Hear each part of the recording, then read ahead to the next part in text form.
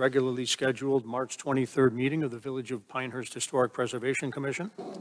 The purpose of the commission is to decide applications for certificates of appropriateness for new construction or major work within the Pinehurst Historic District, and to do so by conducting hearings and making findings of fact when such applications come before us. By law, the commission is directed to take no action except to prevent construction or alterations that would be incongruous with the special character of the historic district. My name is John Taylor. I'm the chair of the commission. I'd like to ask each commissioner now, starting on my left, to state his or her name for the record. Roxanne Vakes. John Taylor. David Herring. Kara Mathis. Richard Vincent. Carl Ecker. We have no absentees, so we are a full commission. I'm sorry, we are 6 people, which is a quorum, so we can proceed. Also present today are Maria Carpenter and Alfred Cassidy from the village staff. The first order of business is for us to review and approve the minutes of our last meeting. All commissioners have been provided with copies of the draft minutes. Does any commissioner have any changes to suggest? Hearing none, may I have a motion to approve the minutes as submitted? So moved. Second. Moved by David Herring and seconded by Kara Mathis. All in favor, say aye. Aye. Any opposed? The minutes are approved. Normally we would proceed at this time into the public hearing, but we have one piece of new business to address before that, which is that we need to formally appoint a vice chairman of the commission. And I will, in saying that, there is a possibility I may have to recuse myself in one of the cases today, in which case you would have to step in and operate for me. And more importantly, I'm quite certain that I will be missing the May meeting, so we need someone to chair that meeting. By seniority, Richard and David, you would be the 2 most senior and probably the most logical, if either of you are willing to serve, and if not, we will then try to second someone else. I strongly recommend Richard for his sage advice and experience. Second.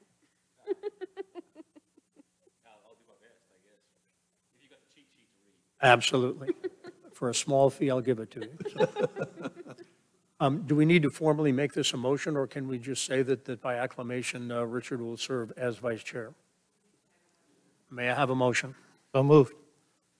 We have a motion by David Herring. May I have a second? Second. Second by Roxanne Vakes. All in favor, say aye. Aye. Aye. Opposed? Congratulations. Heavy are the responsibilities that you bear. At this point in time, may I have a motion to enter the public hearing? Moved. Moved by Carl Ecker. May I have a second? Second. Seconded by David Herring. Again, all in favor, say aye. Aye. Opposed? We are now in the public hearing. And all I have to do is find my script.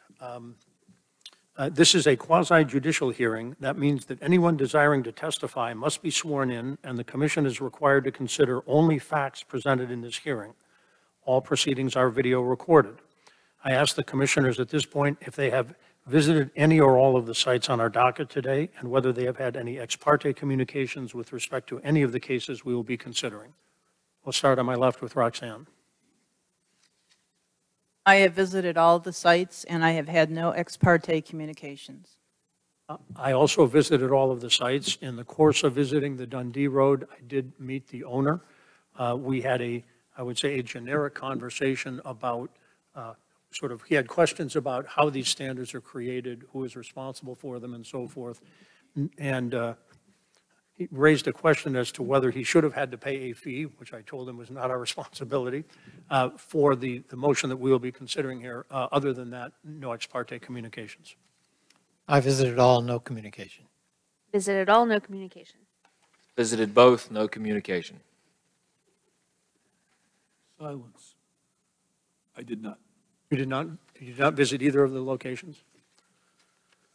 In each case that the commission will hear this afternoon, staff will first present a summary of the application, staff's evaluation of the extent to which the application complies with the commission standards for such application, or raises issues that require further information. The staff's any comments that they may make on the application, and where appropriate, the staff's recommendation for commission action. The application and its supporting documents, as well as the staff's detailed report, will then be entered into the record.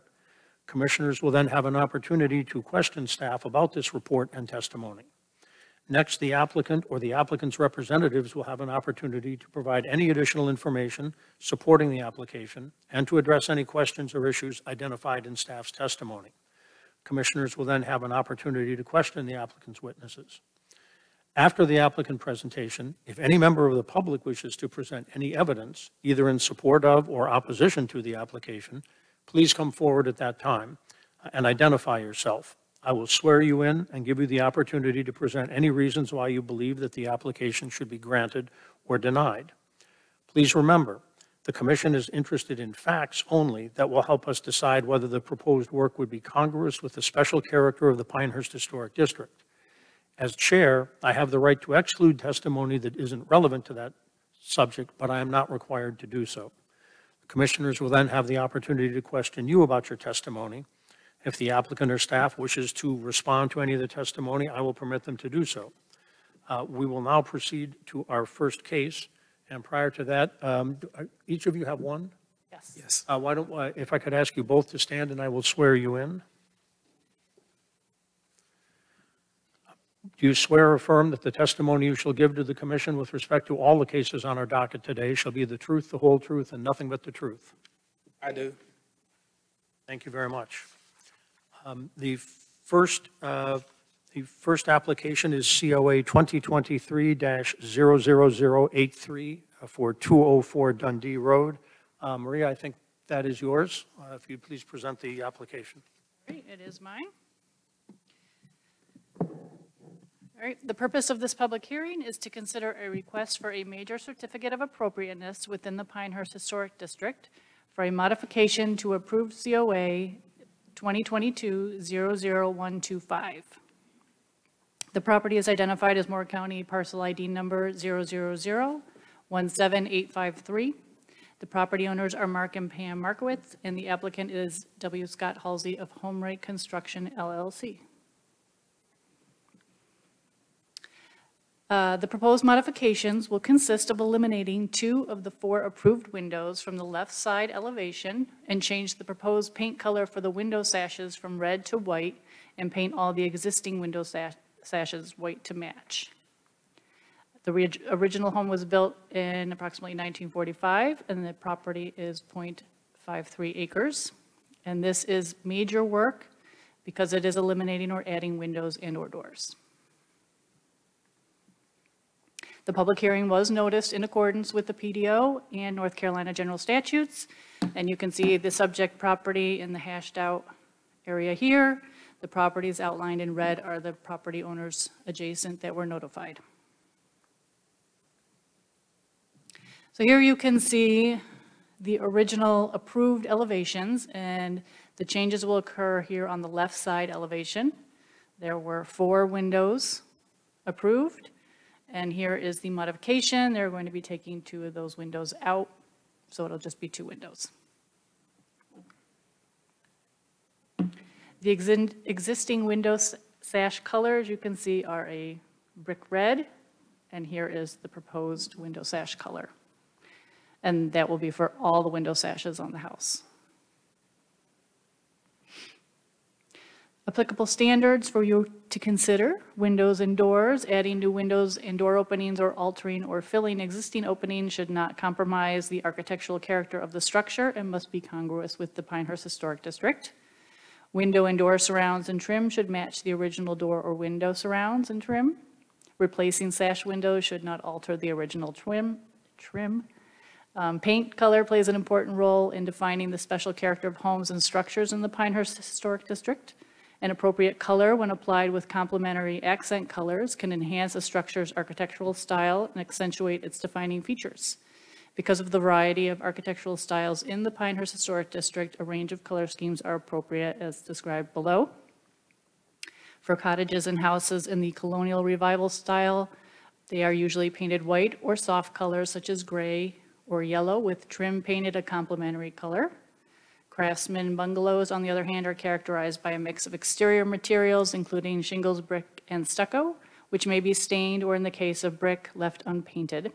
Any wood trim is usually painted white, gray, or an earth tone to contrast with the darker wall materials. The applicant has submitted an application and provided additional documentation in an attempt to satisfy the burden of proof. The painting of the window sashes meets the historic district standards and could be approved by staff. The commission will need to determine if the elimination of the 2 windows meets the standards and if the changes are congruous with the Pinehurst Historic District. And at this time, I'd like to submit into the record the staff report with attachments and exhibits, this presentation, the application, and the applicant's materials and exhibits. Without objection, the materials referred to by staff are admitted into the record. Are there any questions from commissioners for staff? I have a question, but I'm not sure if it's for staff.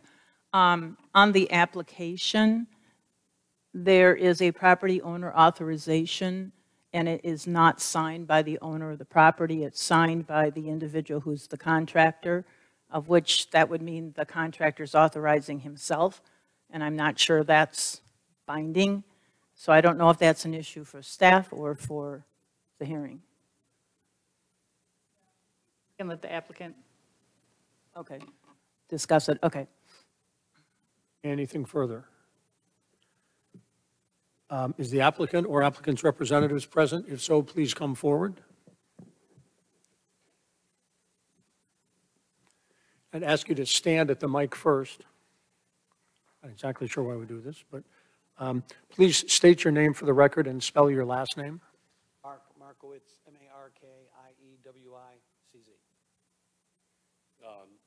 William Scott Halsey, Haullsee. Please raise your right hands. Do you swear or affirm that the testimony you shall give to the commission with respect to this application shall be the truth, the whole truth, and nothing but the truth? Please be seated at the table. And just be sure, because these are being recorded, just be sure you do speak into the microphone. What, if anything, would you like to add to the presentation from Maria or expand on with respect to the application? Nothing. The modifications were really, we took extensive effort when we did this remodel to make sure that we met many of the architectural standards of what the original cottage was. For example, we wanted to make sure that we maintained the hip roof, which was consistent with the hip roof. It's a craftsman-style cottage. We wanted to make sure that we had overhangs, and Scott did really extensive work to make sure that we did that. So in many cases, we've worked really hard to make sure that we met all the architectural standards. Sometimes when you're doing plans and you rethink things, things change. And these 2 windows in particular were important for us to kind of take out, just in terms of privacy, just in terms of aesthetics for the way the walls were lined up, things of that nature. Architecturally, had we not put them in the beginning, I don't think it would have made a difference, and we still would have met many of the standards we had. In terms of the window trim, the original colors, I believe, on the house back in 1940, the window trim, I have a picture, was white. It was painted red at the remodel, which was done, I think, in 2019. So we're kind of going back to the original color of what the dividers were in the windows. We've maintained that we've got 6/6 windows, 8/8 windows, whatever the heck it's going to be, to maintain all the architectural standards. So, I believe these are in line with everything that was up on the screen earlier. Anything further, anything that staff said that you would dispute or like to amplify or correct? No, I think everything's accurate. And just to reiterate what Mark was saying, yeah, there was a couple details on the house where they used like a 1x4 at the eaves, so you look up and you see the old wood boards that you would see other than, because they're exposed eaves, so you would otherwise see the bottom of a piece of OSB or plywood. Instead, we put the boards on there. So we're making every effort we can to really enhance the historic preservation of every chance we get to make it look like at least as good, if not better, than what's there already. And one other consideration maybe, this house is about 200 feet off the main road of Dundee, so it's kind of stuck back in an area where nobody really sees it. Not that that means we shouldn't follow the standards, but in terms of visibility, and also on that side of the house where we're removing the windows, they're potentially going to build another home, and there's another home there, so this also creates privacy because there is a lot there that eventually somebody could build. So, interesting. Do commissioners have any questions for the applicant? I guess I still have this question about the authorization. I'm not sure how to handle it. The applicant is Scott Hawsley, and the property owner authorization certifies where it says, I certify I'm the owner of record of the property, and I'm giving authorization to the applicant or licensed professional on my behalf for approval of changes, is signed by Scott Hawsley. It's not signed by the applicant. So I'm confused as to how that can be. I think it's an important point, just that we have the records correct. Is it possible to have the owner actually re-sign this authorization subsequent to approval? Okay, and I assume you would have no problem doing that. Oh, no, not at all. So do we approve it with a condition? Yes, we would just make it conditioned on the owner signing, executing the document, appointing the builder, or appointing as his representative. Okay. Yeah, I think there's a contradiction in the document. It's a little clumsy. You just brought attention to something that many eyes have looked at and we've missed. So the bottom says owner or owner's rep. So they've done the right thing. It's just the top line of the document says owner. So it should basically, where the signature block is, we should just replicate that same language in the intro paragraph. So that's a good catch, and just moving forward, we can modify it. But I don't think they followed the rules. I don't think we need to condition anything based upon that. Yeah, that wouldn't really be a condition Yeah. to change what they're doing for the work. I Right, can have but- it signed. We'll make a note and have it And signed. we have it on record. Okay, all right. Okay. Anything else from any commissioners? Was a good catch. We've missed it. Well, for a I mean, while. legally, it's an issue because you don't have the owner technically approving what's done. So we can handle it the way it is, but Yeah. I still have an issue with it. Yeah. But whatever. We have them here. Yeah, exactly. Okay. That helps. Yeah, if you need me to do it now, I can do it. I don't care. Yeah, whatever you need. Are there any members of the public who wish to come forward and speak with respect to this application? Seeing none, I will declare the evidentiary portion of this hearing closed and submit to commissioners. Is there any discussion you would like to have among ourselves? I move that the Historic Preservation Commission approve a certificate of appropriateness and find the proposed major work at 204 Dundee is consistent with the Historic District standards and is deemed congruous with the Pinehurst Historic District based on the testimony given, the material submitted, and the findings of fact. Hope there wasn't any discussion among commissioners, but we have a motion from David Herring. Do I have a second? Second. Second by Kara Mathis. Poll the commissioners individually. Roxanne? Aye. John, aye. Aye. Aye. Aye. Congratulations, you have your COA, and I'm sure you'll tidy up the paperwork here. Thank you. Okay, thanks. All right. Appreciate it. Thank you. Thank you very much. And I would say that for myself, I did notice some of the details that you have preserved, like up underneath the roof line and what have you, and that's the sort of thing that we really like to see, so congratulations. Nice job. Our second application is COA 2023-00050-185 Barrett Road. And Alfred, I think that's you.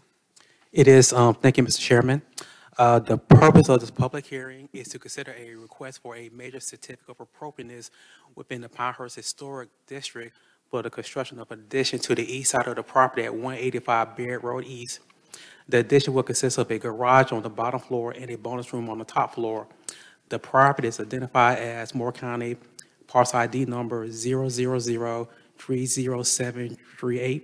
The property owner is Christopher O'Connor, and the applicant is Charette Britt. The applicant requests a certificate of appropriateness for the construction of an addition to the east side of the property at 185 Barrett Road. The proposed construction will consist of a garage on the bottom floor and a bonus room on the top floor. According to the applicant, the siding on the house where the proposed addition will be being built will be removed. The property is further identified as Moore County parcel ID number 000307338. The structure was built in 1997 and is located on .4740 acres. The proposed addition will be located on the east side of the property. The addition will include a one-car garage on the bottom floor and a bonus room on the upper floor.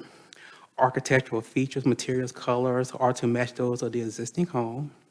The existing home contains approximately 2,820 square feet of living area, and the proposed addition, according to sheet number, shows the proposed heated upper level as approximately 734 square feet, the proposed heated lower level as approximately 32 square feet, and the proposed garage as 525 square feet.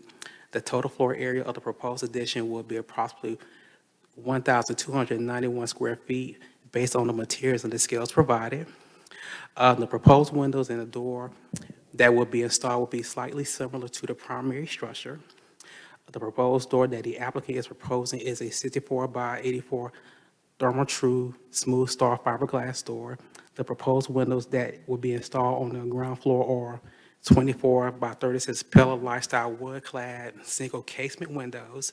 The proposed windows on the upper floor are 56 by 56 Pillar Lifestyle wood-clad twin casement wood transoms. Major work includes new construction or additions not considered minor work is considered major work. The public hearing was noticed in accordance with the Pinehurst Development Ordinance and the North Carolina General Standards 160D-406. The property that is hashed out is the subject property, and the property owners receiving notification of the proposed changes are highlighted in red. And these are pretty much panoramic pictures of the property from the front, from the rear, and the side. And this is pretty much the site plan of the property. As you see from the site plan, you can kind of see the proposed ground floor of the property. And this is pretty much the foundation plan and the roof plan. And this is the lower level floor plan. And the floor plan, as you can see, you can kind of see the proposed ground floor. You can kind of see the proposed rec room. And these are pretty much the elevations, kind of showing the front and the left elevation, the right and the rear elevation, kind of showing the proposed addition with the windows and the doors. And this is the electrical plan and the kind of landscape plan. You know, the applicant is not taking anything, he's actually adding a few things in terms of the landscape plan. The applicable standards changes to existing residents, exterior walls and trims.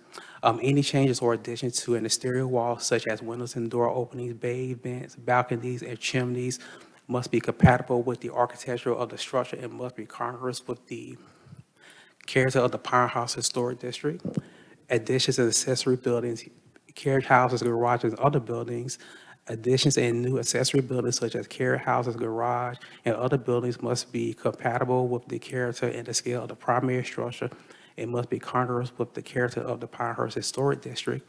Accessory buildings, including carriage houses, garages, or other buildings and their features that contribute to the overall character of the primary structure should be retained and preserved. New features such as windows or door openings, bays, vents, dormers, roof forms, balconies, chimneys, or other details should be introduced on existing carriage houses, garages, or buildings, or if they are incompatible with the primary structure. Windows and doors in addition and accessory buildings should be similar to those in the existing primary structure in their proportion, spacing, and materials. The height of an accessory building must not be taller than a primary structure. It must be smaller in scale than a primary structure. The foundation height of an addition or accessory building should align with that of the primary structure. Additions and accessory buildings such as carriage houses, garages, and doors, and other buildings must be located inconspicuously as possible in the rear of the side yard. An addition must not obstruct, damage, or destroy the character-defining feature of an historical primary structure. Attached or detached garages should open to the rear or the side of the primary structure. Staff comments: the applicant has submitted a complete application and provided additional documentation in an attempt to satisfy the burden of proof. The proposed addition would feature materials, windows, doors, colors compatible with the existing dwelling. The commission would need to determine if the proposed additions meet the Pinehurst Historic District standards and if the changes are congruous with the Pinehurst Historic District. At this time, staff would like to submit the following into the record. Staff report with attachments and exhibits, presentations, application and applicant materials and exhibits. Without objection, the materials referred to by staff are admitted into the record. Do the commissioners have questions for staff? I do. I have one also, but go ahead, Roxanne. My first question is on the staff report. It says this is a contributing property, and I believe contributing means to the Pinehurst landmark, the national landmark. This house was built in 1997 or 1998, and I don't understand how that could be a contributing property. So can we clarify that? The reason this house is historic because it's the boundaries, the historic boundaries. That's why this house is considered historic, because of the boundaries. I understand the historic, but when I read the landmark, when I read the 1998 report listing out the properties that are contributing, this is not listed as a contributing property. I mean, my property is in the historic district and is not contributing because of changes that have been done to it. So I don't believe this, for the record, I don't believe this is a contributing property. Is it the landmark study, though? Isn't it that it's part of the local historic district or the national historic district? Is it Right, the landmark? but the homes that are, the cottages that are part of that, they're either contributing or not contributing. And this one, there's no way it can be contributing because of its age. And when you look at the list, it's not on there. I think as a practical matter, the standards we have apply whether it is contributing or not contributing. Correct. We ought to try to have the documents reflect properly. I don't think it should impact our consideration of the application, but I think it's good to note that the paperwork should be accurate. Correct. The standard used at one point in time, I believe the standard was constructed prior to or subsequent to Donald Ross's death in 1948. I think that's been superseded. But again, I'm not sure that the distinction is important other than the paperwork should be correct. I have another question Go ahead. on, and I'm just trying to clarify for the record, on the staff report where we talk about the standards, I-6, the standard about the height of an accessory building must not be taller than the primary structure and must be similar in scale with the primary structure. I'm trying to understand what accessory building we're talking about because this is an addition. So I see the building as one building. I don't see an accessory building on the property unless I'm missing something. That that addition is I mean, it would be an attached accessory building. Am I missing something? I thought an accessory is an building. addition. Well, it's an addition, but I mean, Addition. yeah, I know it's an addition. So that standard should not apply, correct? My opinion, yes. Yeah, and I think in any case, the actual drawing, if I interpret it correctly, the height is not greater. No, it's not. The roof line appears to be consistent with the existing roof line and so forth. But I would not understand how this could be an auxiliary structure if it is physically attached to the current home. It's an addition. Correct. I'm just trying to make it clear for the record because there shouldn't be standards in here that don't apply to this case that we're looking at. You're correct. Other questions, Roxanne? No. I note also one discrepancy that on staff's report, or Exhibit S1, the applicant is listed as Cheryl Britt, and on the applicant's exhibits A1 and so forth, it's listed as the property owner.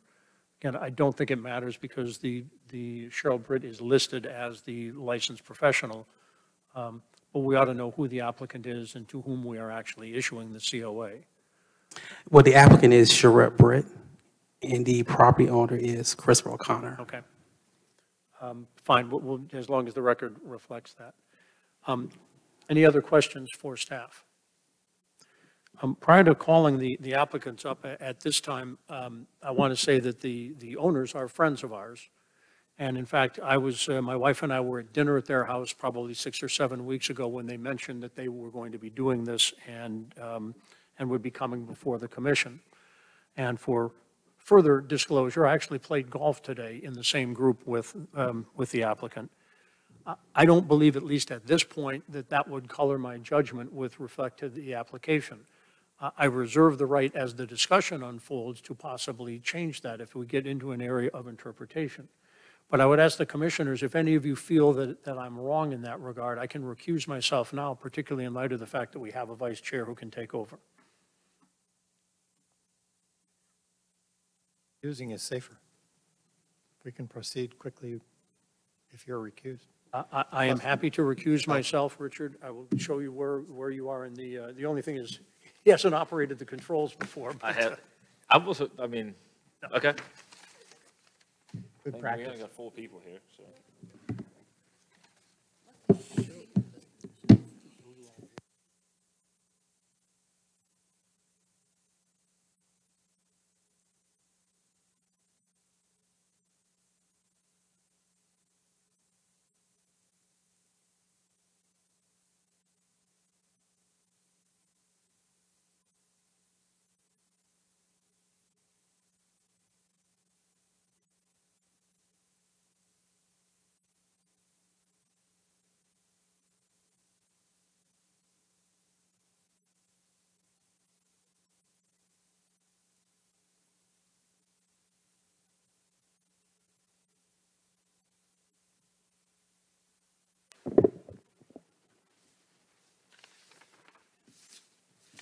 So no further questions for staff? Okay. Is the applicant here or applicant's representatives present? Would you kindly come forward?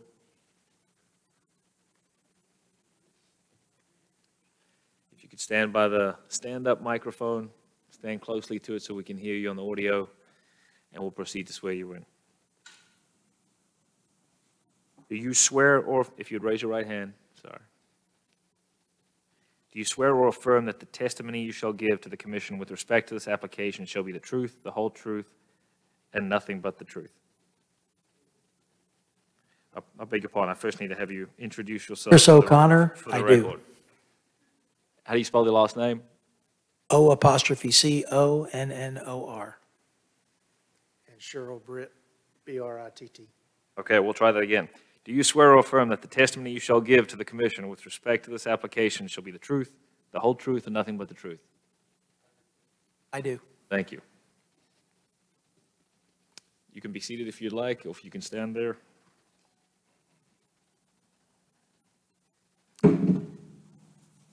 So we'll now hear from the applicant. You've been sworn in. If there's anything in the presentation by staff that you disagree with, or would like to revise or clarify, or anything that you would like to add in support of the application, this is your opportunity to do so.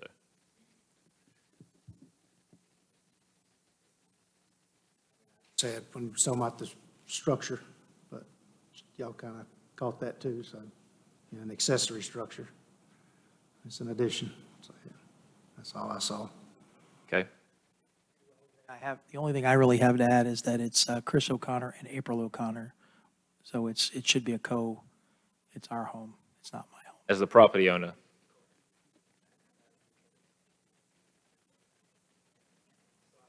I respectfully think that's probably a good change as well, but I don't think it's.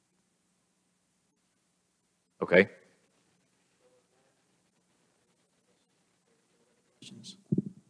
Any questions from the commission?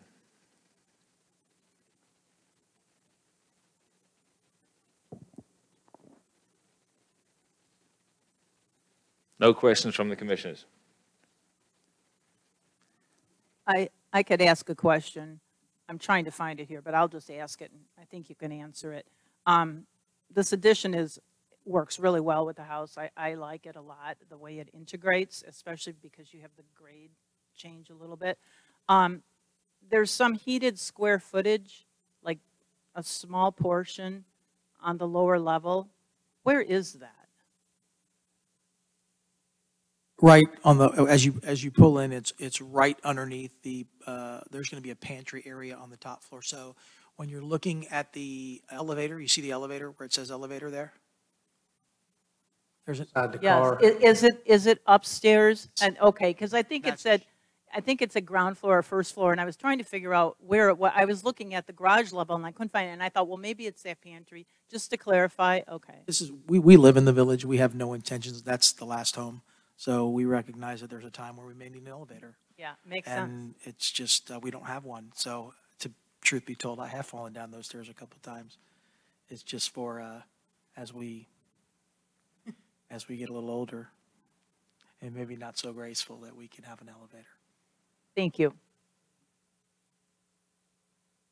If there are no further questions from the commissioners, is there anyone in the audience, a member of the public, who would either like to speak in support or in opposition to this application? Hearing none, I guess we'd move to discussion amongst the commissioners. Is there any discussion? Hearing no discussion, is there any commission that would like to make a motion? I move that the Historic Preservation Commission approve a certificate of appropriateness, COA 2023-00050, and find the proposed major work at 185 Barrett Road East is consistent with historic district standards and is deemed congruous with the Pinehurst Historic District based on the testimony given, the materials submitted, and the findings of fact. Is there a second? Second. Second? Okay, we have a second. Any deliberation on the motion? We'll poll the members. Aye. Aye. Aye. Richard, aye. Aye. Congratulations, you're approved. Very much. Thank you. You guys have been wonderful. I think I mentioned it. My wife's name is April. I got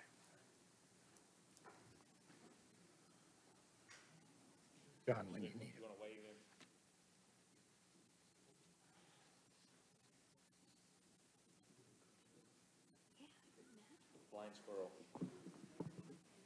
Natural.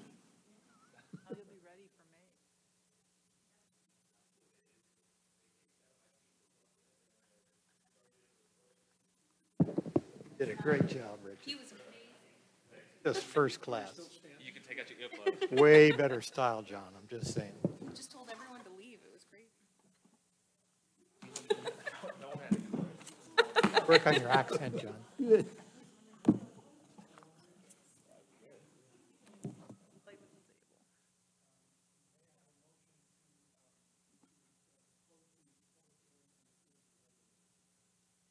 So moved. May I have a motion to close the public hearing? So moved. Moved by Carl Ecker and seconded by Richard Vincent. All in favor, please say aye. Aye. Opposed? We are now in the regular meeting. I guess our next agenda item are the normal and maintenance items, which I think we have here before us. Any questions about any of those? I don't believe we're required to approve them. This is for notice only. Yeah, actually, I do have a question. When you're doing things like generators, we might, if we had a chance to look at it, we might require that they be screened. I presume the code requires them to be screened anyway. That's correct. Is that something you guys look after when you're, That's basically what they're showing us when they submit a minor COA for. okay, thanks. Anything else with respect to minor works and COAs? I wasn't going to let you get out of here without this. I have a question that's not related to minor work when we enter that. Sure. Roxanne, it actually kind of has to do with your accessory building thing. So there is a house that we have continually approved, and its accessory building is not, I think, technically taller than its main building, but it looms over the house next to it. Do we have any standards about that? I mean, it like completely disrupts so it is literally only whether it's taller than the building. If I'll jump in, it's that's our immediate shutdown as far as height. That's a non-starter, unless the commissioners can still approve if it is conducive within the historic district. But we do have scale. We do have proportionality. We have other things that are maybe a little more subjective that we can discuss here as a group And that it may not fit in. the one thing that my recusal here is one of those properties that also backs up onto Cadell Road. Right, the address is Barrett, but the lot goes all the way through. There are 5, I think, along that road. And if you look at the house from the rear, the scale of this, while perfectly within scale, in my view, to the rest of the house, makes it much larger relative to the house immediately to the north. More importantly, and this has been something that's been on my mind, and I think we can sort of make it a part of the public record here, but to the extent we're ever able to schedule a work session, it'd be a more appropriate time. There have been a couple of things that we have approved where, from my standpoint, as not being an architect, looking at plans, it looked fine. And when I now drive by them, the scale is much greater than what I thought it was going to be. And if I'd had that sense of scale, I might have had a different view at the time we were discussing it. So some of this, I think, David, you might do this innately. Richard, you might do this somewhat innately. I don't. And I think the issue of scale in general does go to congruousness, and is one that we should at least discuss and see if there are any clarifications that we think are necessary. Is scale just relative to the building that we're considering, or do we need to take into account adjacent properties? We had some discussion. Considering it's just the subject property that comes before you, so. That's the compared to the statutory, house that's there. that's the statutory scope of the standards that we are supposed to apply. We had some discussion about that when I went through the onboarding, this whole idea of scale and how difficult it is. And the way I was instructed at that time by the staff was that the scale relates to the entirety of the historic district.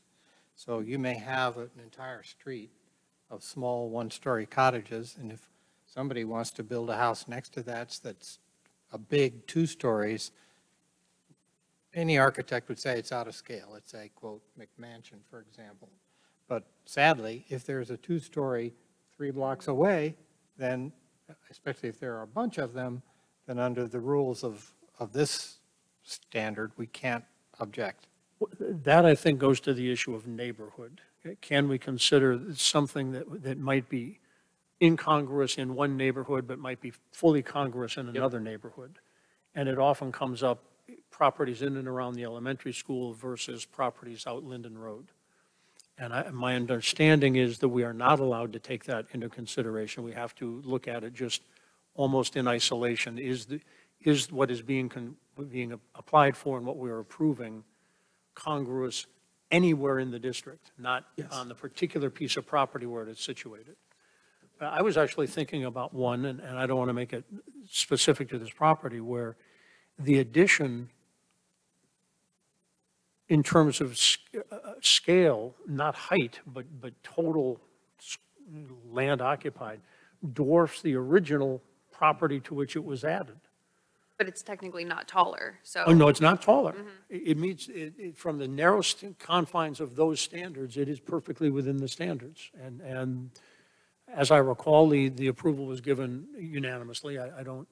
Is this the one with the tile roof, the Spanish tile roof, near the hotel? Yes. I don't know that it necessarily, we need to discuss any specific property, but in point of fact, yes. That particular one, as I recall, was on a very large lot, and the existing house was very small relative to the lot size. And There in no way was anything that was approved out of standard. Right. Either in terms of permeable surface or any of those things. But I would argue now, driving by it, that the scale of the addition, and I've had other people who are not members of the committee, how did you ever approve it? Well, you know. What, if any, right does the adjacent landowner have to object to when it's out of scale, other than, and here, is what consideration is given to it? They can appear here and state their concerns, and we as a commission will listen to those concerns, and hopefully with respect to not do they like it or they don't, but sort of factually, what are the issues? We had a circumstance like that. I think it's the only one I can recall for residents. That we had some people come and speak in opposition to one of the churches that wanted to expand and change the, but in terms of a change to a residential property, I can only recall one where a next-door neighbor was concerned and actually raised an interesting item, which is not in our standards, about how in many of the properties, particularly in what I would consider the older parts of the Pinehurst Historic District, properties are often separated by what I will call unmanicured boundaries. These are not shrubs that were planted once and are overgrown. They were never unplanted. And the concern is sort of privacy between two lots and what have you. So, Carl, the specific answer to your question is, that's why the notices go out to all the adjacent properties, and if you don't like what someone's, actually, I take that back. There's another one over on Midland Road where the next-door neighbor had concerns. Yeah, Cherokee Fields, corner of Cherokee and Fields, there's been a few. There have been a couple. yeah. It doesn't happen often, Yeah. but the This simple one- answer is the public can come and speak, and we have to listen to what they say, and And we can take it into consideration. yes. Yep. But like Kara was saying, I think we have to keep in mind for an accessory building, it can't be taller than the building on the property. When you say, Accessory building means standalone building, like a garage, a standalone, a detached garage, a what? An outbuilding, you might call it, yes. But the standards, like Kara said, they only relate to the property it's being built on. If someone, as long as it's shorter than the main structure, it's okay. But if the neighbor's house, if it looms over the neighbor's house, it's still legal. And we'd have to approve it because our standards don't take into consideration that. The only thing we could look at, we could say it's incongruous, but that would be hard to do. And it technically is congruous. It's just closer to the neighbor's house than it is to the main house. I totally see your issue, and it's a very on-point one because it can be a problem. Because a lot of times these accessory buildings or outbuildings are placed at the back area of a lot. That can impact the and neighborhood. interfere with either sight or privacy or. Correct. Yeah, and the house that we look at does not look like the house anymore because it has another house right behind it. Well, on the accessory, really, it's almost, additions almost, accessory, you almost think of separation. But accessory can also mean accessory connected with a breezeway, and suddenly now it's an addition. And now if it's connected with a breezeway or portico or some sort of connectivity, that building behind it can actually be taller than the main house. Correct. 'Cause And it's an outside of the addition. standards, and we've had a few of those. And for me, it's not, our hands are tied. As long as they meet this, it's good. We don't have to argue. We can still argue scale. I think we're tasked to argue and look at the congruity of the entire historic district, but you can't not look at the surrounding properties. You can't not look at the adjacent neighbors. That neighbor has every right to show up and argue scale. And ideally, we're not standing up for that property owner vindicated. Hopefully, the applicant and that property owner will work it out amongst themselves, and most of the time, they actually have.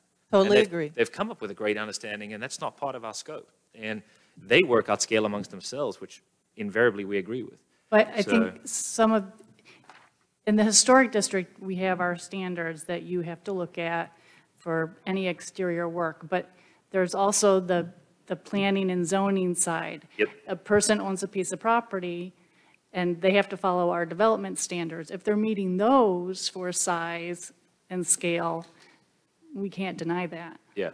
We do have a really nifty clause at the beginning of almost every section that says something to the effect of compatible with the architecture of the structure. That's a nice, broad clause that gives us an opportunity to consider these kinds of issues that are otherwise subjective. That's why there's 6 of us instead of 1, right? Because we're all going to have different perspectives. And also, one last thing is, I agree with the concern you're bringing up, and it is a big concern. We've seen it multiple times. Just as John said, we've approved some things, and you drive by and you go, maybe that's a little bit overbroad. But what's the alternative? Do we want that person to scrape that beautiful 1,100 square foot cottage in order to build their 4,500 square foot house? Who wins in that situation, right? So there's always a balance The there. trade-off. Yeah. And So- in some sense, that is why we are all here. Because Yep. if it were all black and white, then We could just let Maria and Alfred make the decisions, and none of us would be here, so. Yep. This is kind of morphing into the last topic that we have. How are we looking for applications for the April meeting? I want to say there's 3, but there's still another week. This is the third meeting in a row under my regime, because we're hyper efficient, that we're done before 5 o'clock. We've been looking for a time to do a work session. We've always been thinking about before the regular meeting, and a lot of this is subject to staff support and staff time. We do have, David has put in some work on further clarifications to our standards that we do need to get to at some point. How are you all for April 27th, either before the meeting or after the meeting? Because it might be better for us just to take that up in a work session now. Yeah, so we were looking at maybe adding an hour, doing a special meeting from 3 to 4 before the April meeting. I won't be at that meeting, so ignore sorry? me. I won't be at that So meeting. you don't care either way? Yeah. I vote for after. Well, she cares, but yeah. You don't care. Not everyone may have their calendars with them. If you could all perhaps email Maria with your availability 3 to 4 on April 27th, which would be the hour in advance of our next regularly scheduled meeting. And if you can't do that, could you stay after? From close of the regular meeting for, let's say, not more than an hour, hopefully not more than an hour thereafter. And we'll see if we can't get that done on April 27th. Primary work to be considered is work that David has already done on some further changes or clarifications to our existing standards, and anything else that we might choose to take up at that time. Speaking of that, I'd like to add a few things to that list that came, to some of which, thanks to Rebecca, some things came up today. So I think we need to fix the form that we were embarrassed about today. That clarifies an owner and an owner's representative and who signs it, and we need to fix that right away. Just to mention, some of this is a little bit a constraint of the software itself. It is not a quick fix. Agree that the records should be, they should be consistent and they should be correct. Right. But this is not 100% necessarily. But we'll work on that administratively. Yes. The second thing is, why do we read all the applicable standards in the public hearing? I think it's a So waste they're part time. of the public record. So, You know- so if we get But appeal. already. And I try to pick the most Well, I don't know. important ones that you'd want to look through. We don't have to read all of them. Yeah, but we're responsible for that. And the public has an opportunity to read all the standards anytime they want. The question is, why do we have to repeat what is already being shown on the screen in writing for anyone who wants to review a video of this or attend in person? And if the argument is because it has to be a part of verbal public record, then we should read every single one of them and not just go through Right. like a few of them. In my opinion, we could dispense with that whole piece. It serves me no useful purpose. Right? So something to talk We about. can take a look at that. Yeah. We you can can just talk, say we this- can talk about it from a staff perspective and kind of go forward, what we'll do with the next meeting. I mean, I think the operating assumption is that we all should have read the material that you have provided. It does not need to be read to us, unless there is a reason why, for public record or what have you, it must be read. And But even if I you would wanted I would to, support David's idea that's an expenditure of time that doesn't really contribute any meat to the process. For myself, I zone out. Just wait for you to. well, and if you And need continue them, to put that in the staff report for you, but you're saying Yeah. Yes, we don't you don't need necessarily to- need to have it in the presentation. and you could just say like applicable standards are section 4.1, 4.2, 4. Whatever, and then. I think very it much also- like having them in the staff report, because that allows me to go in and look if I have a question. But I don't think they need to be read as part of your introduction of the material. If you were to leave a standard out that does apply, that puts the village on the hook for it, as opposed to saying the standards apply. The applicant, though, sitting in the audience, this is the first time they'd be seeing the staff report, correct? Right. They don't, and so they should be entitled to know what standards are being applied. so they have some basis to understand our discussion perhaps. But I don't know if it has to be read, but I In my understand. opinion, the standards in total apply, and it's up to the applicant. But the standards don't in total apply because the accessory building standard in this particular case for the O'Connor's residence on Barrett did not apply. Yeah, but that requires us to essentially spoon feed them after they've already prepared plans that are supposed to be in compliance with the standards. If I they agree. read the book before they begin, they're at fault to start with. I agree, but that's by saying ignorance of the law is no excuse, right? But I guess when we say, here's the standards, here's what we're applying, and here's what we're agreeing to, it's very clear then what our thought process is. But my problem is that suppose a standard is missed. That's not a good thing, but that's an issue. Yeah, so that puts us on the hook. Well, and- Us meaning the village as opposed to the applicant. And as a practical matter, Roxanne, while I agree with your statement that this may be the first time the applicant is seeing the staff report, none of them I've yet to see one bring this with them. And it's not like they can look it up, oh gee, 4.3.6. They can look it up, it's on the internet. I But mean, not- on the website. Not here. But they should have done it before. Not because it's been introduced here at 10 minutes after 5, and they're going to come, so the fact that it's the first time they're seeing the report here doesn't really give them the opportunity to go do research. And if it's the before first we're time gonna they're call seeing them. the standards, then they should probably maybe not be here. There's from multiple COAs personally, there's a ton of work that staff does with the applicant to educate them before. They work together hand in hand multiple times. Seeing as though we're trying to, I don't think we're going to get opposition from the staff. We're diminishing your speaking role. But if we're not going to get anywhere, I'll just say, we defer to you guys. We couldn't care for it. It doesn't affect us. If you want to check into the legitimacy of it, we're trying to lighten your load. If you guys still want to say it as part of a core function that you want to do, but we're giving you carte blanche to So save us the time. I don't think that's required. It's Okay. a courtesy to try to get you all familiar with what you should be reviewing. And in the staff report, again, it's not required. It's just to help narrow, there's a lot of standards. It helps narrow it down for what you should be reviewing for that particular COA.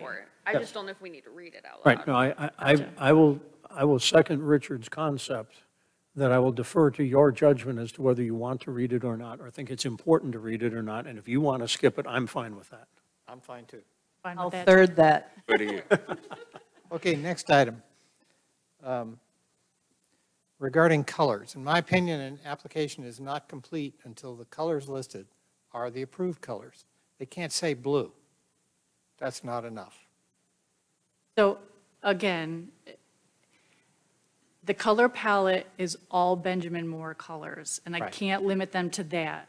So I do ask my applicants to submit what colors, color samples, if they have the name of it, to submit that so I can show you or tell you what it is.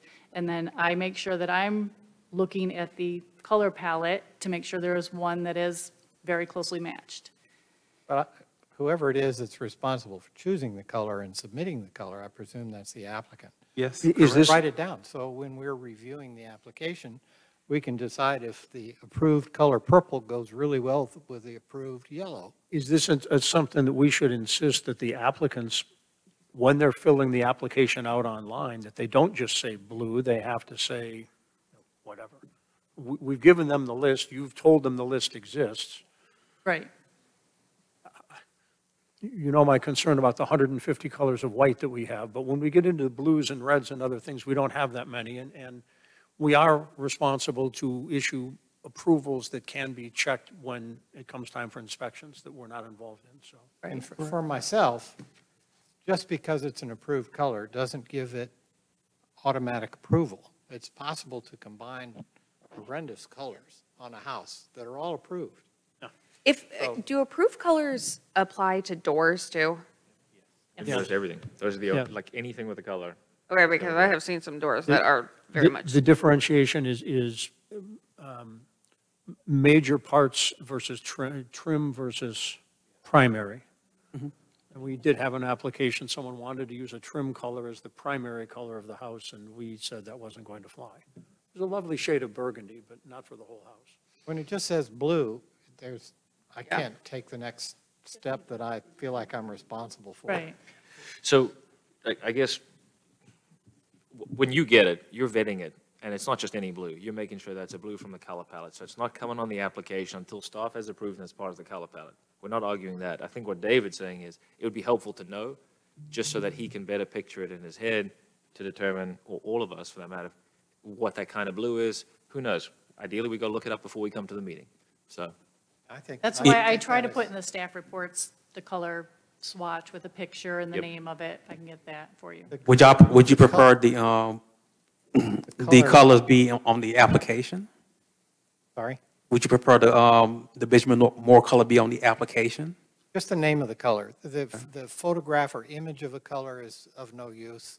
We really ought to all be equipped with Benjamin Moore fans. On the application or on the staff report? Like, Oh, like no, before it gets to them? What I review should have the name of the approved color, HC, whatever it is, or BJ, or whatever it is. I think David it- wants the paint can. I- Paint can here. The other problem is when you show me a picture of it. This is the form you're talking Yeah, about, right? okay, yeah, Exactly, yeah. Right. So, I mean, I don't have this, and I feel like I should. I should have a Benjamin Moore fan, because the picture blue isn't going to match the fan even remotely. Depends on your monitor completely. Or if it's printed out, it's even worse. Depends on the color in your inkjet printer or whatever. So anyway, so I've beat that horse to death. Next item is trying to lighten your load. I don't look at the staff duplicates of the submitted drawings at all, because the resolution is so low now that we're working on our tablets that I can't read any of the text. So I immediately go to the applicant's digitally generated drawing, and I can read it there. So I've gotten into a habit where I completely ignore all of the work that you guys have done, because the staff version is a much better quality. Thank you for saying that, because being new, I could not read the staff renderings on the house, the O'Connor's home on Barrett, at all. It wasn't until I got to the applicant, information that I saw and I could read the plans, because they were impossible to read. And I thought, oh, I can read them on one and not the other.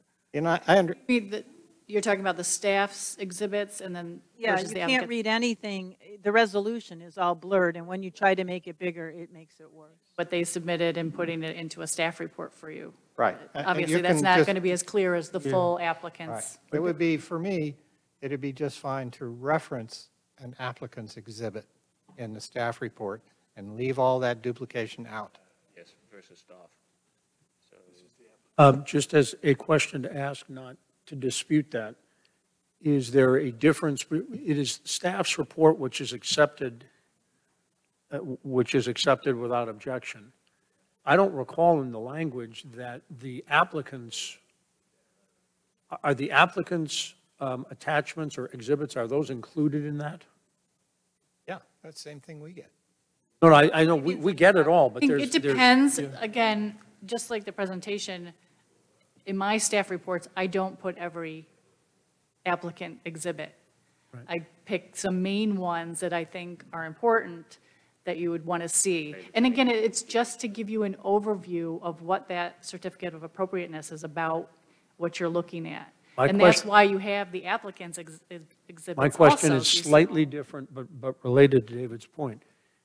When I look at the material on my very nice tablet, there is Exhibit S1, which is the staff report, and then there are typically Exhibits A1 through whatever, which are identified as the applicant's exhibits. That's all the Yes. Are information. both of those what you submit that I then accept into the record without exception? Yes. That's So why at the end, So the we're applicant's submitting all that. exhibits are being accepted in that, so in that case, if you didn't duplicate them, that same material in more legible form would still be accepted as a formal part of the record. Would be, yes. Okay. Yep.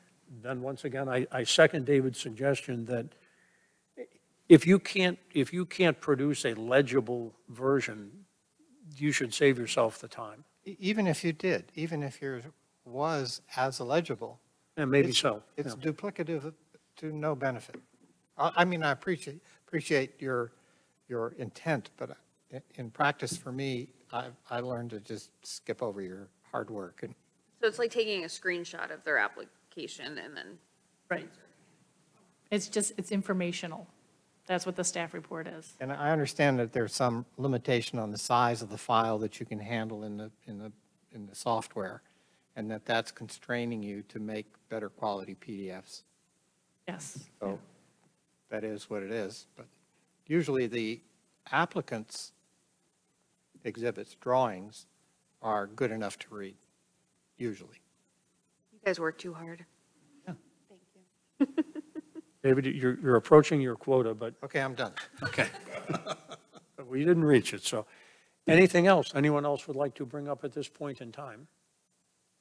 Good, just a reminder, because we've strayed, please let Maria or Alfred or both, you can copy both of them, know if you're available 3 to 4 on the 27th of April. Failing that, could you stay afterwards for an hour?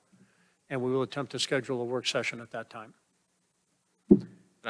Or I'll send out an email to everyone and Fine. ask for your availability then. And I think there's a volunteer luncheon just prior to that meeting, so we'll see some of you there maybe. Yes, April 12th, I believe, you all should have been invited to a volunteer luncheon.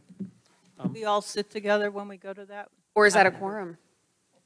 Ideally, we don't have to, but you're welcome to. Yeah. We just can't discuss business. Yep. Anything else? May I have a motion to adjourn? So moved. Moved by Carl Ecker, a second. Second. Second by David Herring, all in favor? Aye. Aye. Aye. Aye. Aye. Adjourned.